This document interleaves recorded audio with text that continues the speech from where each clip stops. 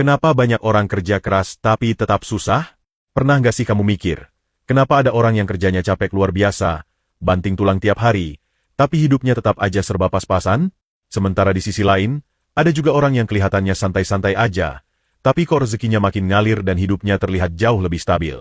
Nah, ternyata masalahnya seringkali bukan di kerja kerasnya, tapi lebih ke cara pikir dan kebiasaan sehari-hari.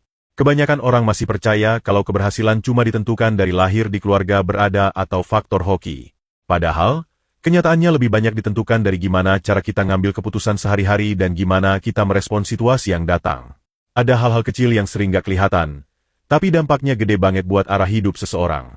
Di sini aku pengen ngobrol soal 5 kebiasaan atau pola pikir yang sering dimiliki orang-orang sukses secara finansial, tapi jarang banget dimiliki mereka yang terjebak di lingkaran kesulitan ekonomi.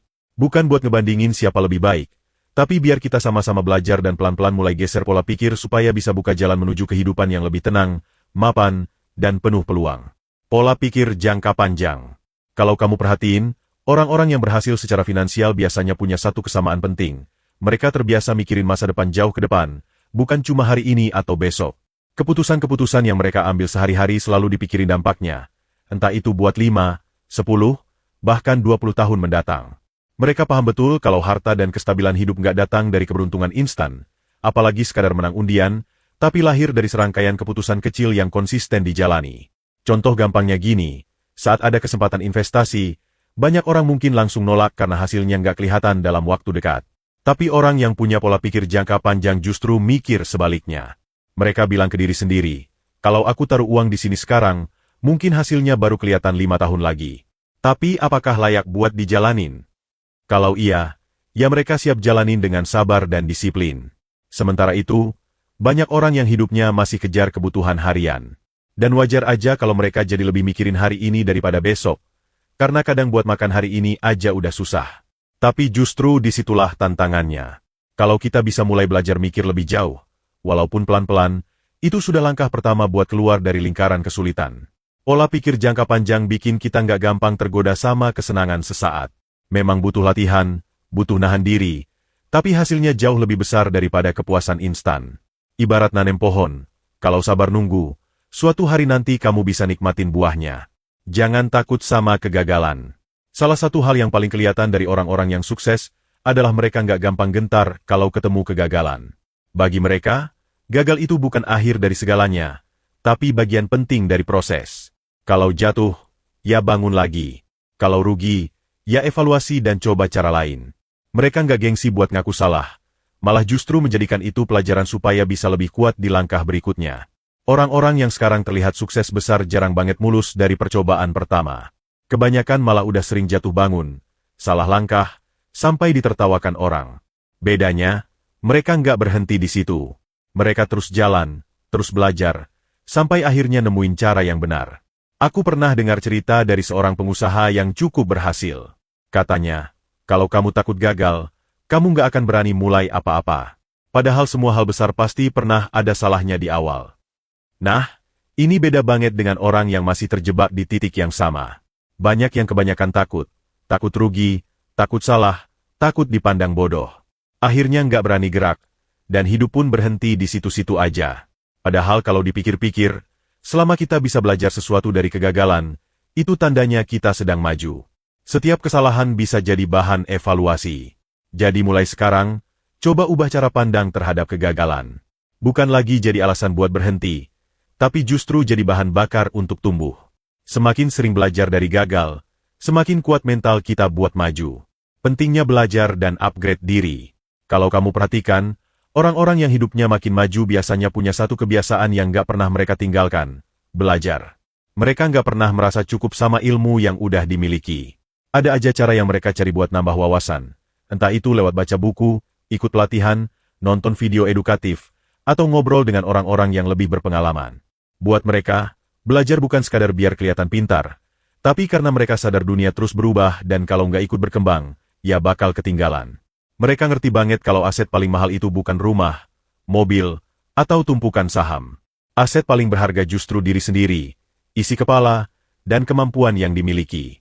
Itulah kenapa mereka rela keluarin waktu, tenaga, bahkan uang buat ningkatin kualitas diri.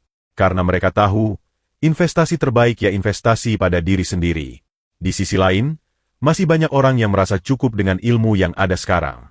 Ada yang berpikir, aku kan udah sekolah, udah kuliah. Ilmunya udah cukup lah. Padahal kenyataannya, zaman berubah cepat banget. Ilmu yang relevan tahun lalu bisa aja udah ketinggalan hari ini. Kalau berhenti belajar, otomatis kita mandek di tempat, dan susah buat naik level. Nggak perlu mulai dengan hal yang ribet. Pilih aja satu hal yang bikin kamu penasaran, lalu pelajari pelan-pelan. Bisa dari hal kecil dulu, yang penting ada progres. Lama-lama, kebiasaan belajar itu akan ngebawa perubahan besar. Ingat, upgrade diri itu bukan soal siapa yang paling pintar, tapi siapa yang paling konsisten untuk nggak berhenti berkembang. Disiplin mengatur uang. Ngomongin soal keuangan, ini bagian yang sering bikin pusing. Jujur aja, banyak orang yang begitu dapat gaji langsung kepikiran, mau beli apa ya?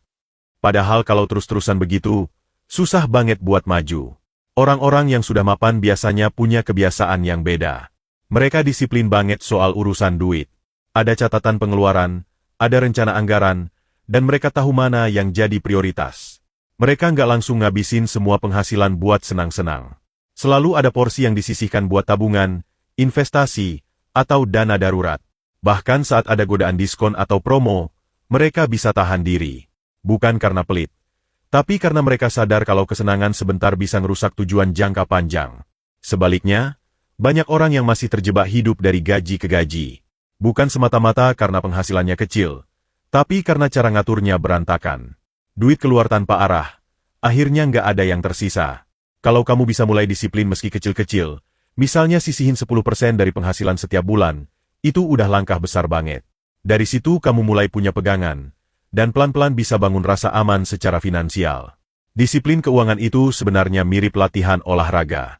Awalnya berat, malas, bahkan bikin nyerah. Tapi kalau dibiasakan, lama-lama jadi ringan dan otomatis. Dan hasilnya, kamu nggak lagi cemas tiap akhir bulan, malah punya ruang buat mikirin masa depan dengan lebih tenang. Fokus pada solusi, bukan masalah. Setiap orang pasti punya masalah dalam hidupnya. Bedanya, orang yang bisa maju biasanya nggak tenggelam terlalu lama di situ. Mereka nggak buang energi buat nyalahin orang lain, nyalahin keadaan, atau ngerasa hidupnya paling berat. Sebaliknya, mereka langsung geser fokus ke pertanyaan. Oke, masalahnya ada.